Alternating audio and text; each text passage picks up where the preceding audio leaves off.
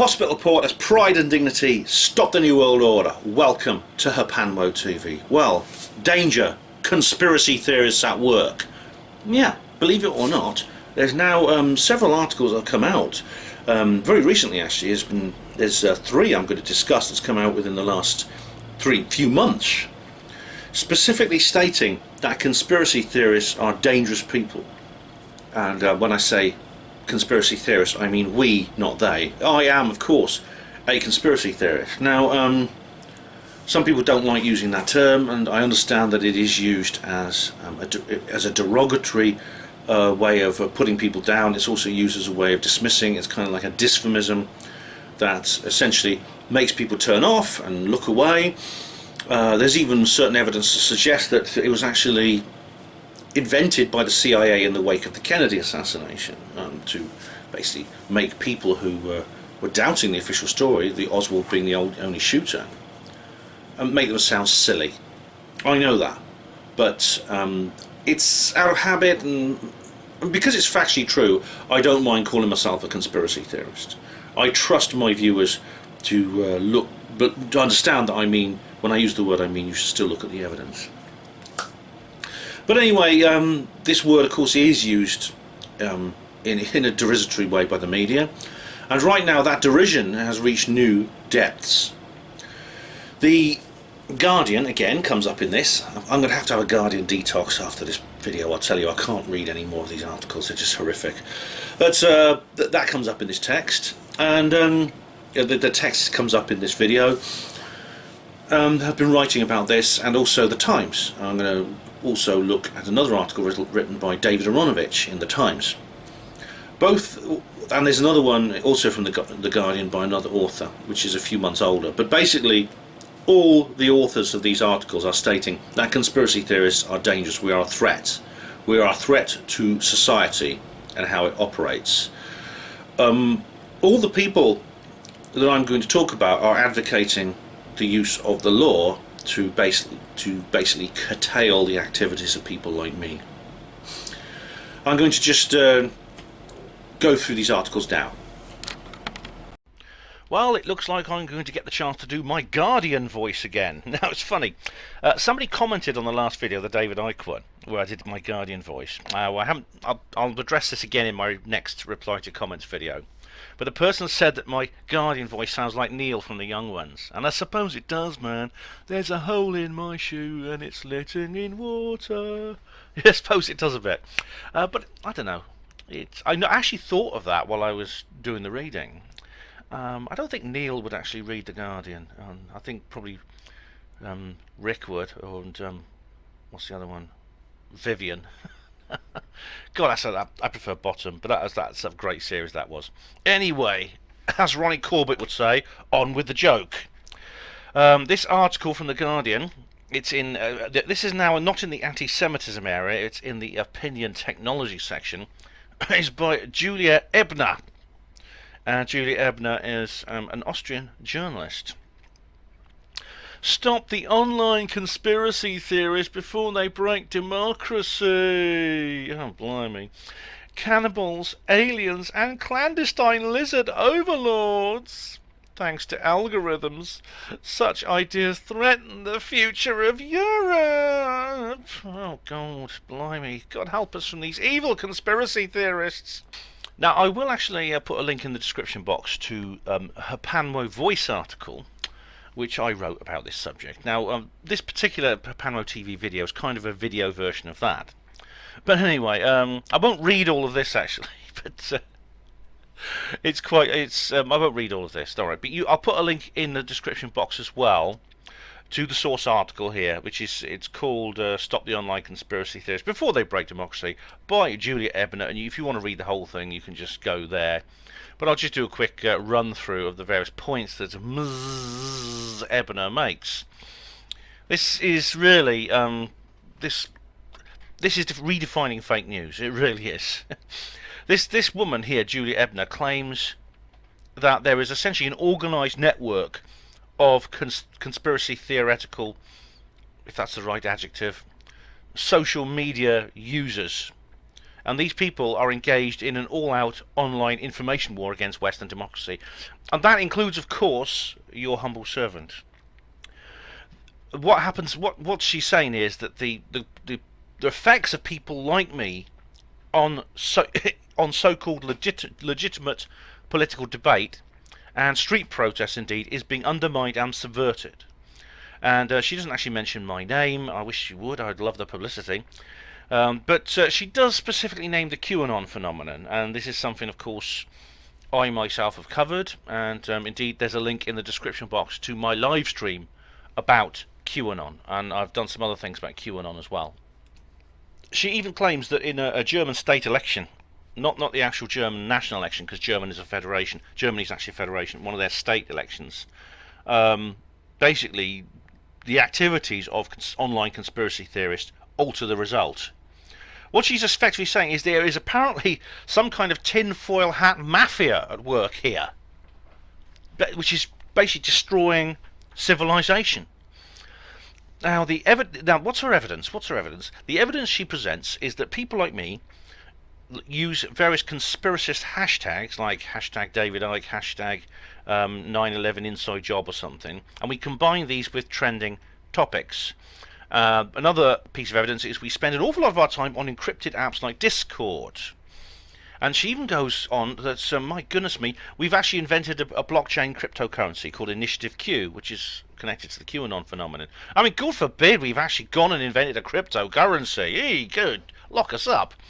Now, I can assure you, and I can assure Ms. Ebner, from a point of view of an insider, that the conspirasphere is not capable of any kind of unified, organised action, because it is not a singular political force. And in fact, quite the opposite. At the moment, its principal focus is on infighting, and well, you know how much I've had to deal with that.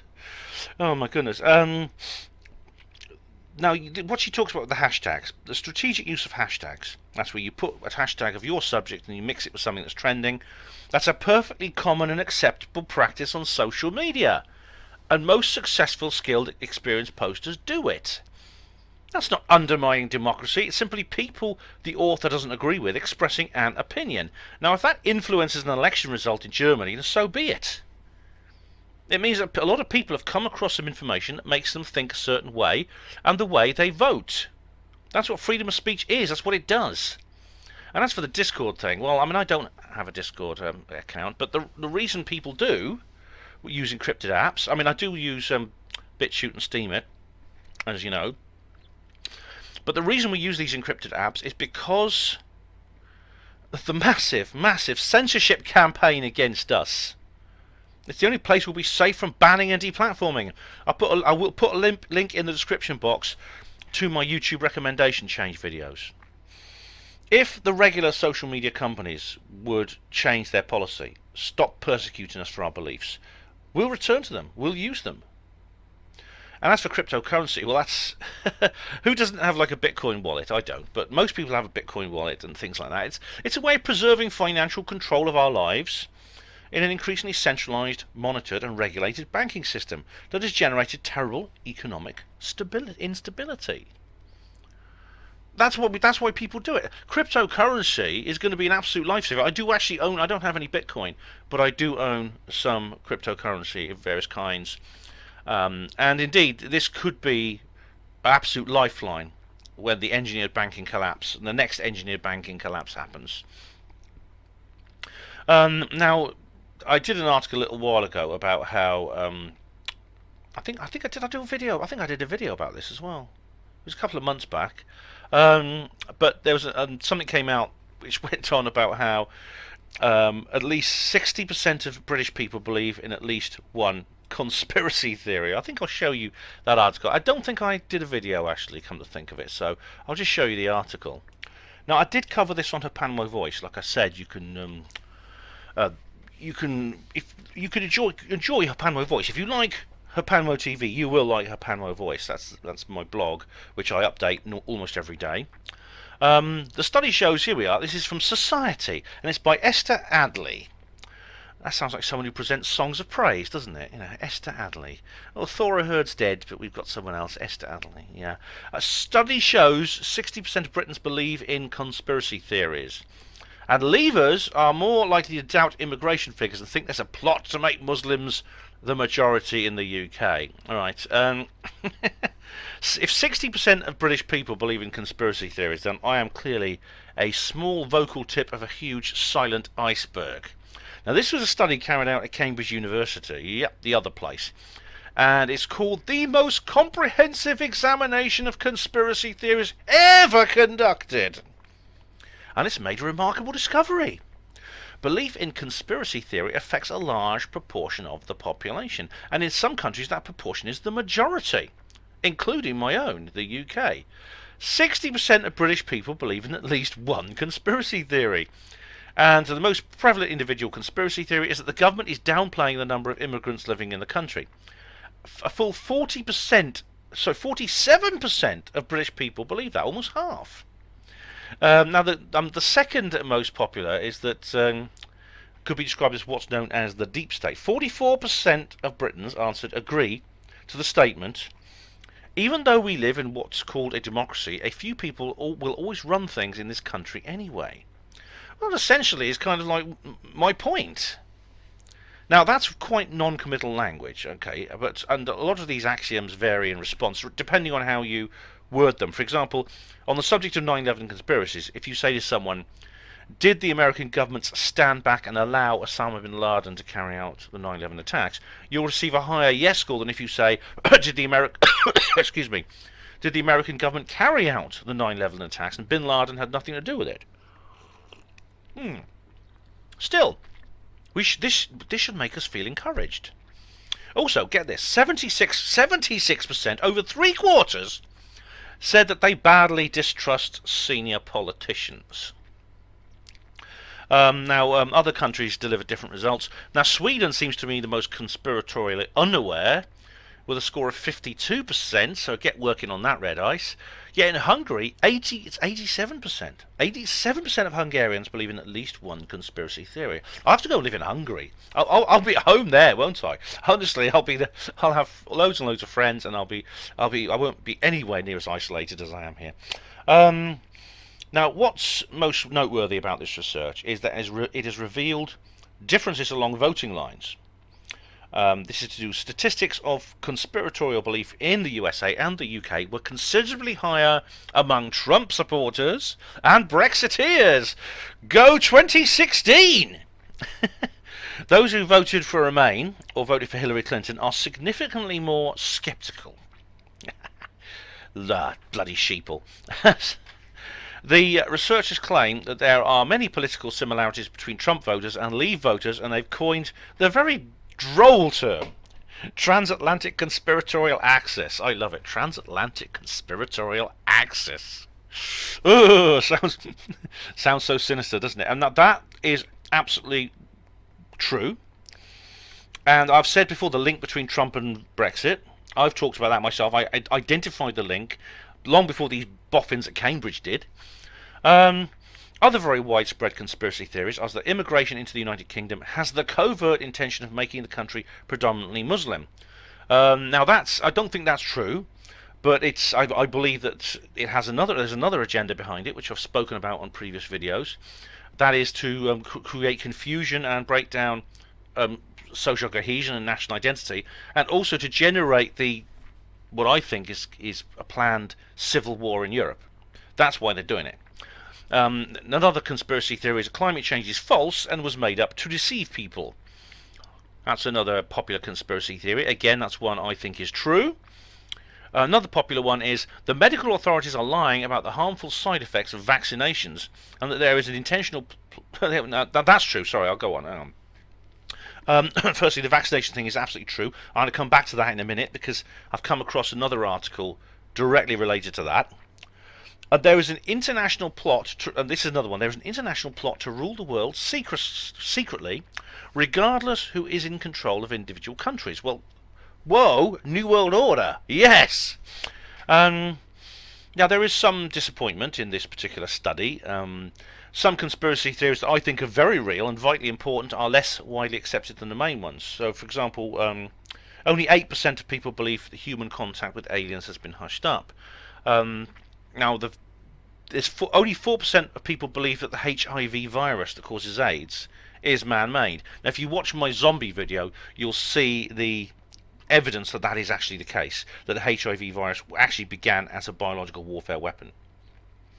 Now, I wonder what Professor Karen Douglas will think about all this. Now, yeah, check out the background links, because I will put my video I made about her in that. So that's, yeah, very, very interesting. Now, I suppose the obvious question is, perhaps it's because I don't live in Hungary, but if the majority of people believe in conspiracy theories, why do I feel so unusual and isolated? Why do other people, even close family members, regard me as so eccentric and off the wall? And I'm sure I'm not alone there. A lot of people watching this video will feel the same. Now, I think the difference with me is that I suppose I believe in multiple conspiracy theories, firstly, and secondly, I'm also more outspoken about them.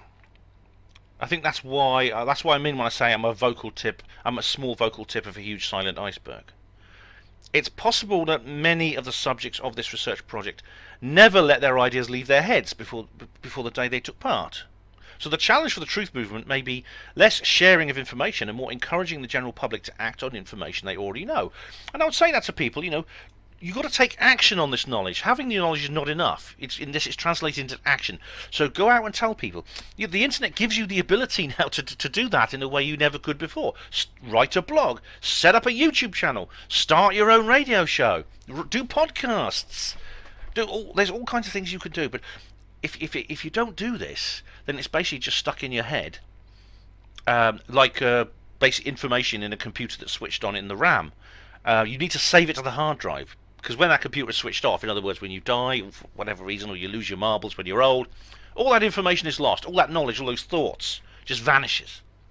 So you do need to get out there and speak out. That's very important, I would say. Anyway, let us return to Julia Ebner's article. Right. Now, the anti-Semitism card. That's played in this particular article. And there's no need for me to go over again how idiotic that is, and how unprofessional, and how dishonest, and downright wicked that is. Check my last video, the one that did with David Icke, about David Icke being banned from Australia. As for the immigration situation, I am concerned about the rising levels of immigration, but I always add the proviso that this does not justify hostility or prejudice to any individual or group of people. And I myself live with 2 Sudanese men, as I've said. Immigration is a strategy. It's being used by the globalists. It affects all people of all races, religions and nationality. It harms all of us. And the solution I've talked about before is to expose that strategy. And I've always said that before. I'll just quote from the text now. So, the author writes, "In QAnon forums, it is hard to overlook the holy mess of logical fallacies and contradictions, man. This virtual cosmos of absurd stories, man. Its adherents link MI6, Facebook, and the Rothschilds to the Vatican, Hollywood, the Nazis, the Illuminati and aliens in order to explain that climate change is a hoax." Oh my god, I hardly had to read that out in my silly Guardian voice, did I? What a ridiculous piece of rhetoric that is. She doesn't explain why we're wrong on any of those points that she just made. And I've talked about the things in the above statement, but there's no discussion here, there's no argument. There's no say, okay, they're wrong. She talks about holy mess, logical fallacies, contradictions. What are they? Explain to me where these contradictions and fallacies are. No, it's not. It's just a slogan. It's not a statement of fact. It's not an attempt at a logical case. There are no axioms here. There's just flannel. There's just appeals to emotions. It's a fanfare of feels. It's extremely anti-intellectual. It's very, very anti-intellectual indeed. Now we come on to the most sinister part of Julia Ebner's article. And she writes this. The architecture of social media platforms plays into the hands of extreme fringe groups by pushing users towards sensationalist content. The tech firm's business models and algorithms, man, are geared to maximize the time users spend on their platforms. But solutions to these problems need to be identified. Policy should require greater algorithmic transparency and accountability. It will be necessary to regulate against harmful infrastructures and malicious behaviours. Now, what she's saying there is that we need more censorship. That is exactly what she is saying. It's what I predicted, and it's what we should have expected, and in fact, it's happening. The great shuttening is upon us. Just go to the link in the description box to my YouTube regulations videos, my recommendations videos. Now, this, in a sense, there's some good news to this. There really is. And I will go into that at the end. But first of all, let me just go on to this article now. This is an article by David Aaronovitch. Now, David Aaronovitch has come up with on Herpanmo before. In fact, on Herpanmo TV specifically, because a few months ago I went to London and I made a video called Alt-Right. I think it was called the Alt-Right book. It's about a book. I went to a book launch, a book called The Alt-Right. Is that the title? Oh, I'm not putting that bloody link in the description box. You find it. But anyway, I met David Aaronovitch there. David Aaronovitch was having he was basically interviewing a guy who wrote a book called, and I'm going to press pause and I'm going to look up the bloody title now.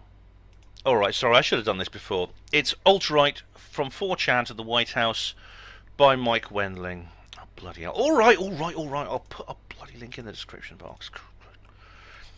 Oh, here we go. I'll put a link in the description box. Oh, yeah, this is a book which I haven't read yet, but the author signed it, and I brought along my book Party Animals because it's actually part autobiography and also the story of his family, written by David Aaronovitch, and that is a good book, and I got him to sign it. David Aaronovitch is what they call in America a red diaper baby. He was born into a family who were all members of the British Communist Party. And it's quite interesting because now though he's a kind of neocon, centre-left kind of neoliberal kind of person, and this is what he wrote in this article. I can't do a David Aaronovitch voice, so I'm afraid I'll just have to tell you when I'm coming in and out of the text. It's time to get tough with anti-vaxxers. Freedom of choice is important, but not when it comes to immunisation against potentially fatal diseases like measles.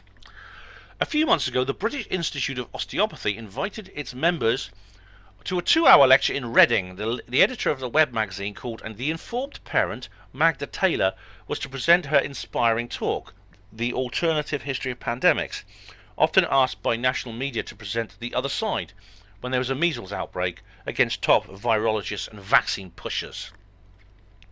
That's a quote within the quote there. Ms. Taylor planned to tackle the supposedly false claim that smallpox was eradicated by vaccination.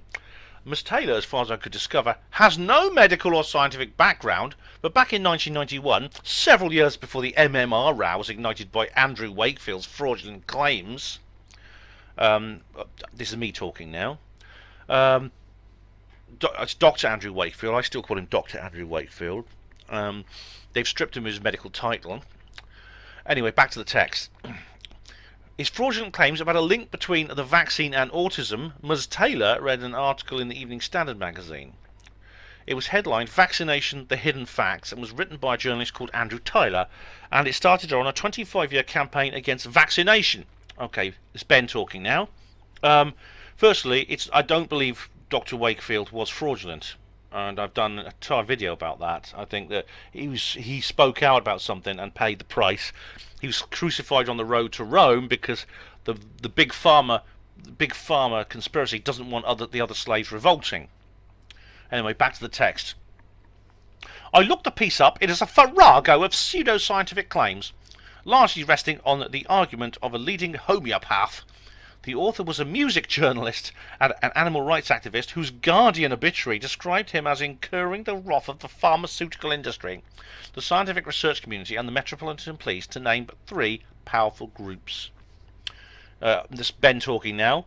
I don't know who this Andrew Tyler. I've never heard of him, but anything said about him in the Guardian, I would. Well, you know what I think of the Guardian.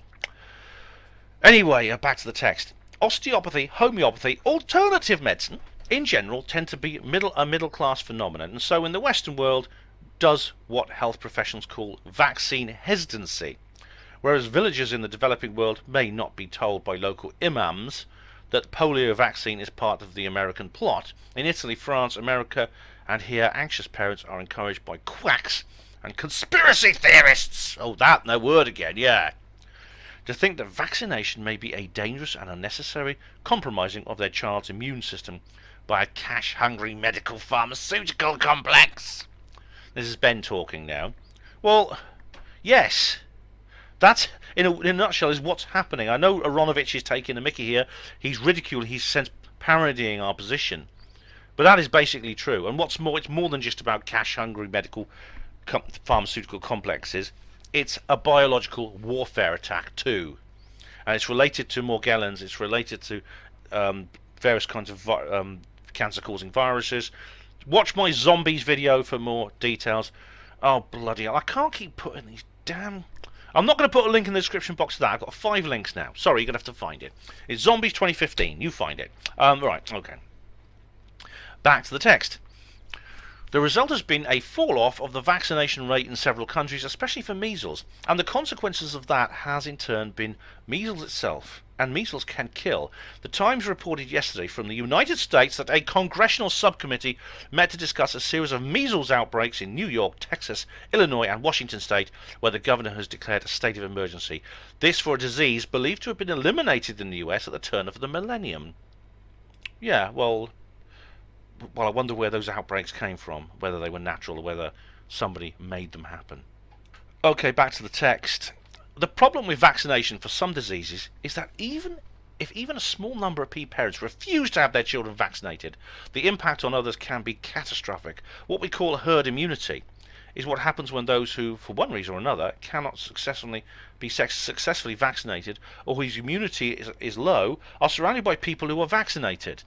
The disease can't find a way through. The herd is immune. Reduce the proportion of protected individuals, and the chances of an outbreak rise significantly.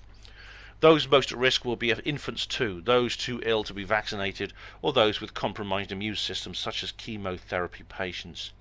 Okay, Ben talking now.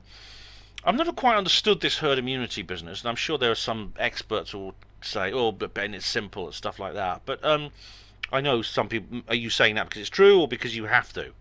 You don't want to end up like Wakefield.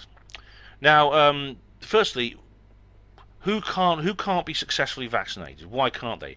As for low immunity, well, again, you could get bitten by a dog or something. I mean, is it just why are unvaccinated people a specific threat?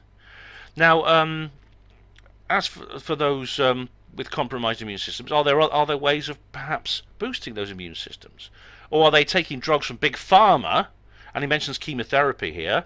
Right, chemotherapy patients. So why are they not on cannabis oil?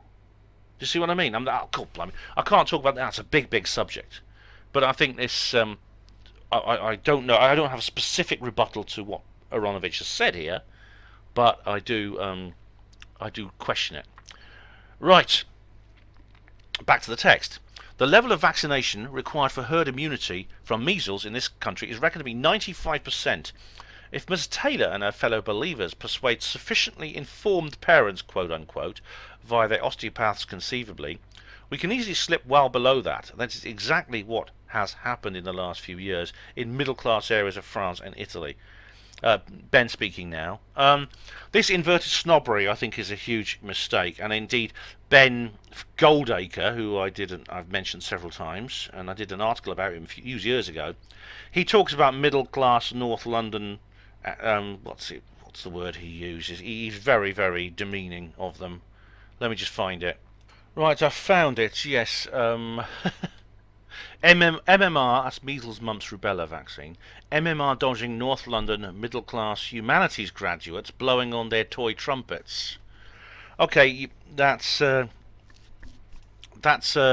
pretty vicious thing to say. Now, anyone who reads that, if you read that, and you were one of these people, sort of middle-class North Londoner, would you be sufficiently persuaded to go and vaccinate your child? I think this kind of inverted snobbery is pretty vicious, actually. It's pretty awful. And, well, I hope the people who feel offended by this, they stick by their guns, and they don't give up their position in order to prevent people calling them names like this. Back to the text. The upsurge of measles worldwide caused the World Health Organization to name vaccine hesitancy as one of the top 10 threats in the world. Sometimes it only takes one person. In Costa Rica is a country that since 2014 believed itself to be measles free. But it turned out this week that a single unvaccinated 5-year-old on a tourist trip from France has just managed to start a measles outbreak there. Ben talking now.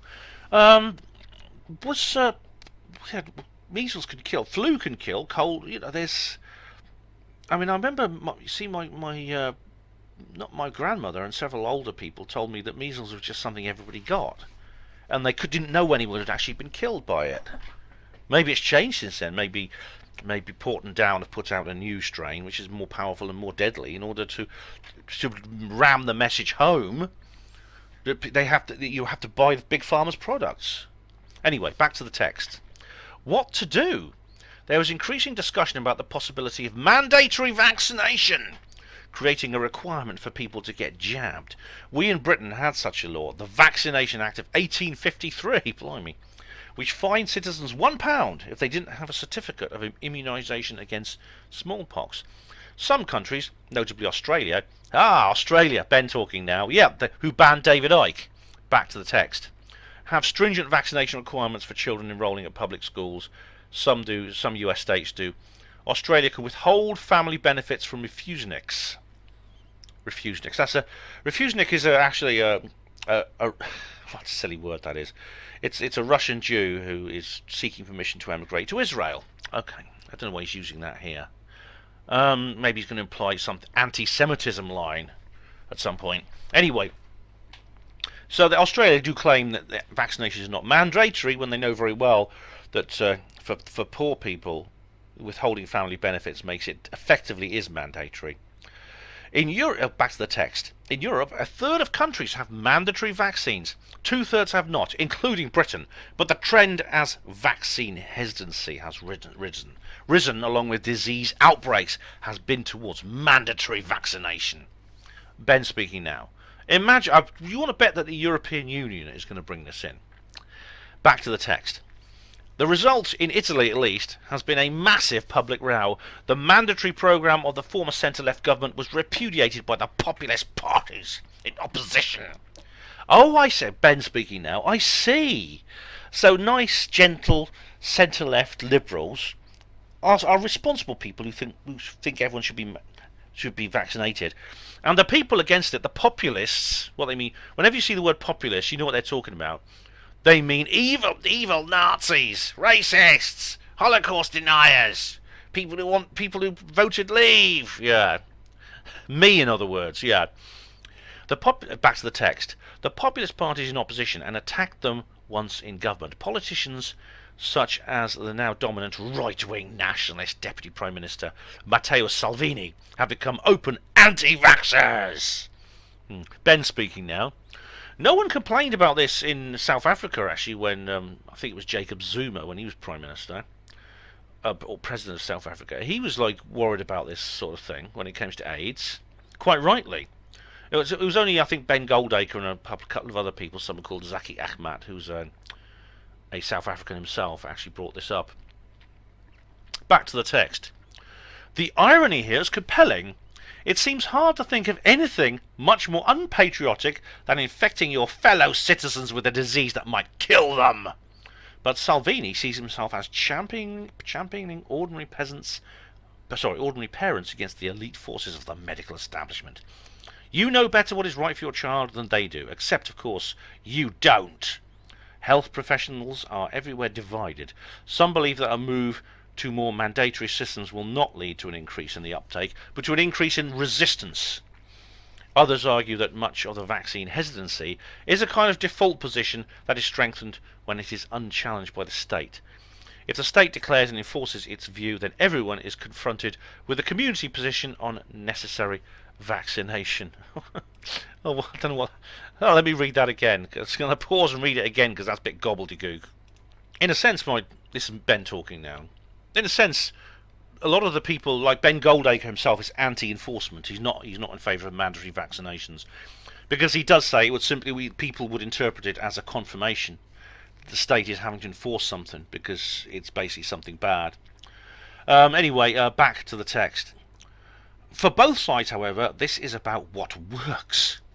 This week, England took a step already taken by Wales in suggesting some level of communal interest in and authority over the bodies of citizens, Max and Kira's law, in which the opt-in system for organ donation is replaced by a presumed consent system, finally cleared Parliament.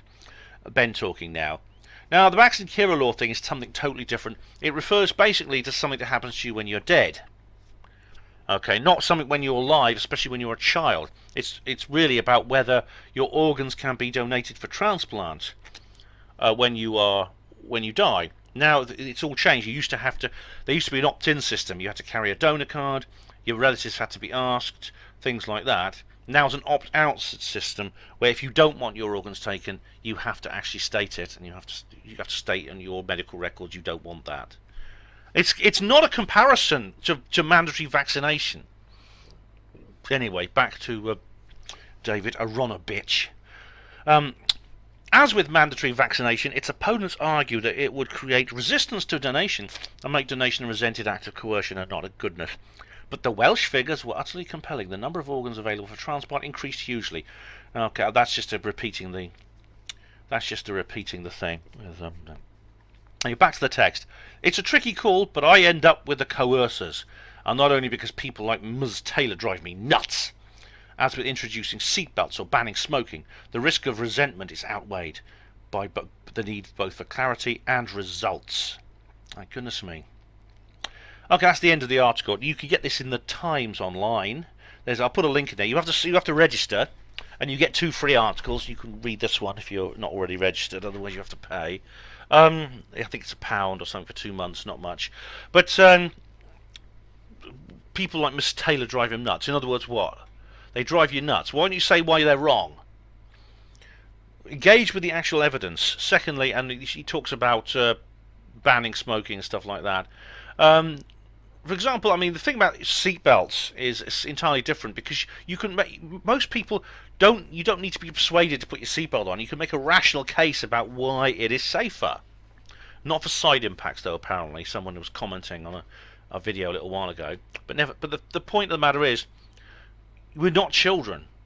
We are able to understand things. We're able to understand debates, issues of debate. But the way that authoritarians, including people in government, and also journalists, authoritarian journalists like David Aaronovitch, it's essentially reducing people to the level of children.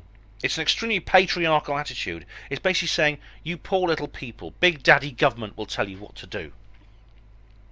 And as I've said before, there is very, very good reasons and sensible reasons why you would not want to be vaccinated when you consider. Oh bloody! I'm going to have to put a bloody link in the description box, aren't I? To the zombies video from 2015. All right, I'll have to cut out one of the other links I've put in there. Sorry, but when you consider the dangers caused by the biological warfare programs and things like that. In other words, that a vaccine campaign is the perfect weapons delivery system for a biological weapon, including long-term cancer viruses and things like that. So that's what I think. I think that Mr. Aaronovitch is he's not only wrong. I think he's being very authoritarian. And, well, hopefully people will stand up for him, and he's going to get, he's got another thing coming. Aaronovitch, you are going to find people standing up to you, find people resisting you. and you can push and prod us as much as you like. You know, we are adults, we are human beings, we have rights, and we have a brain, we have the ability to comprehend information. And again, it's this damn, what he's basically doing, he's saying the same thing as Julia Ebner, that conspiracy theorists, because what he's talking about is a conspiracy theory here. Conspiracy theorists are threatening not only Western civilization, but the very lives of people who live within it. So there you have it. We're evil, we're bad. It's not just David Icke, it's all of us. We should all be banned from everywhere. But the question is, where is this going to end? I mean, will we be allowed bank accounts? Will we be allowed to live in houses? Will there be is the plan eventually for this to be some kind of labour camp for us to be locked up in? Internment? I don't know. The point of the matter is that it's something, I think, that maybe, of course, I got angry when I've been reading these articles. I feel annoyed at what people like Julia Ebner and David Aronovich are saying. But I think the ultimate message of this is we should rejoice. This is good news.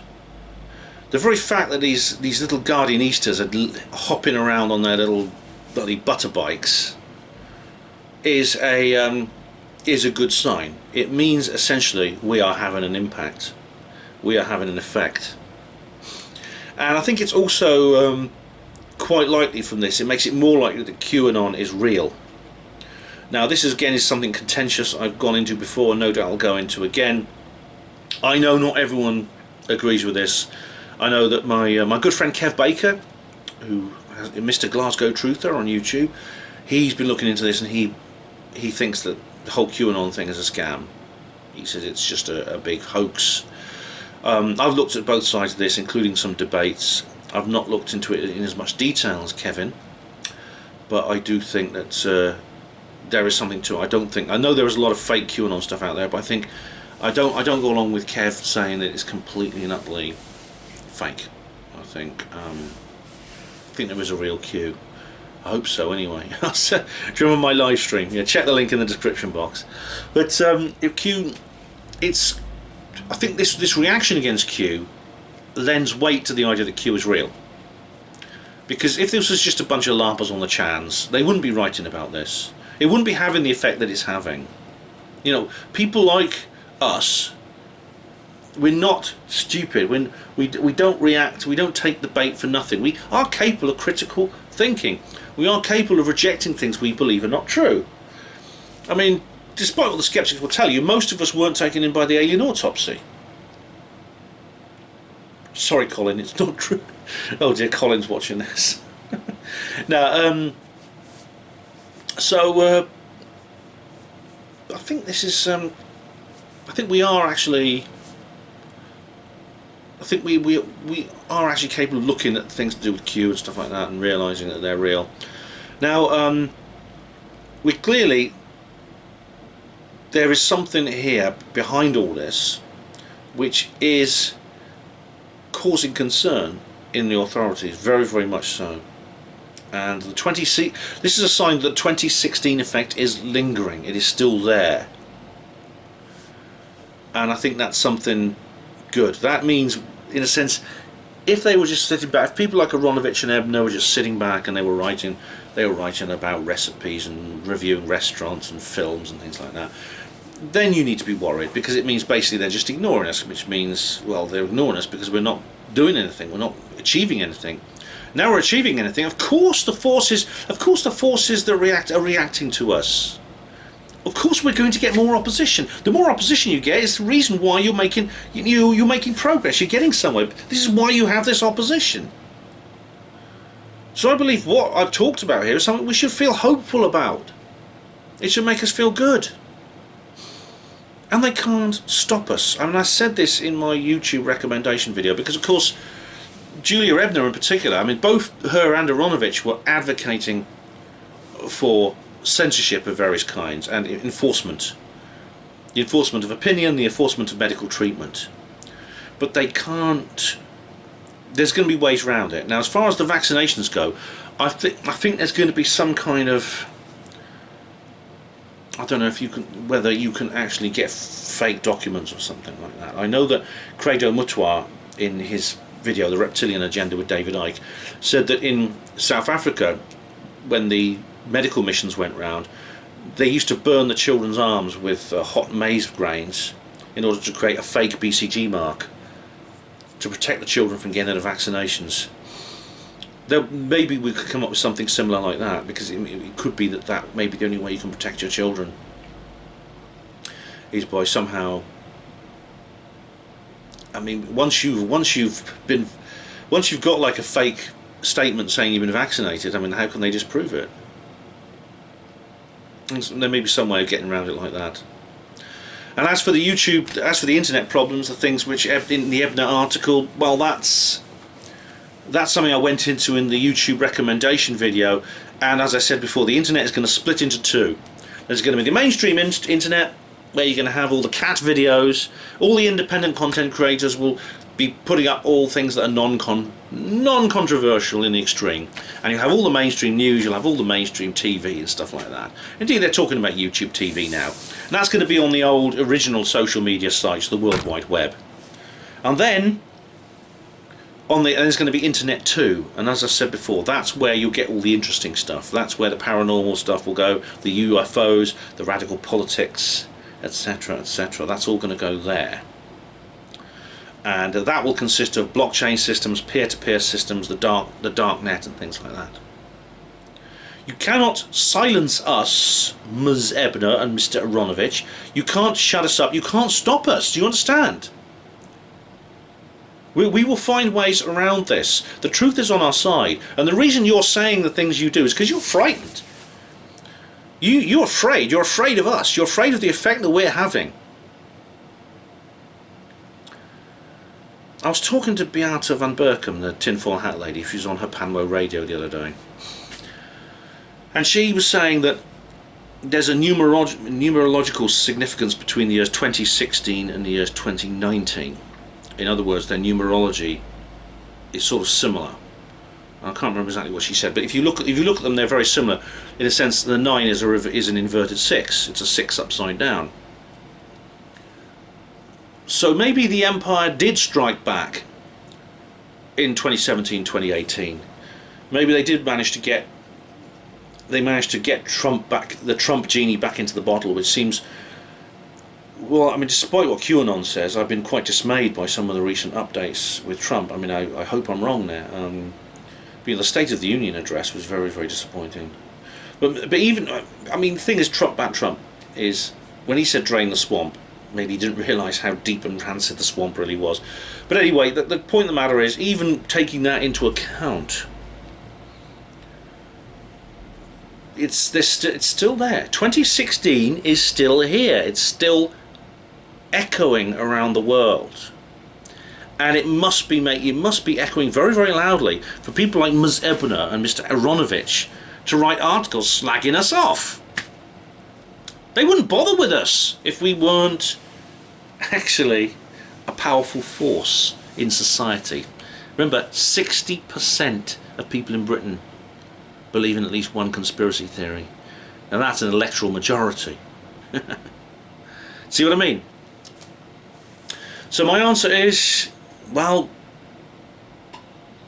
maybe if the Empire struck back in 2017 and 18, maybe in 2019 it will be Return of the Jedi. Yeah, maybe this is the year where this will be another good year. We've had a couple of bad years, but now things start to get better. They say things will get a lot worse before they get better, but maybe now they are getting better. Maybe this is what Q is talking about. Maybe it will come true. Either way, we'll find out soon enough, won't we? Oh, it's exciting. It's exciting. Yeah. So I'll be covering that for sure, especially because now it's the 1st of March today, which means it's just 1 month till Brexit. If we get Brexit, maybe we won't. But you can be sure, whatever happens, you will hear about it on Hapanlo TV for certain. The same with everything else to do with Trump, etc., etc., and anything else that happens in the world. Yeah. So This is a video of hope. They're trying to stop conspiracy theorists, and they're failing, and they always will fail. So thank you for watching Hapanwo TV. Hospital Partners, Pride and Dignity. Stop the New World Order.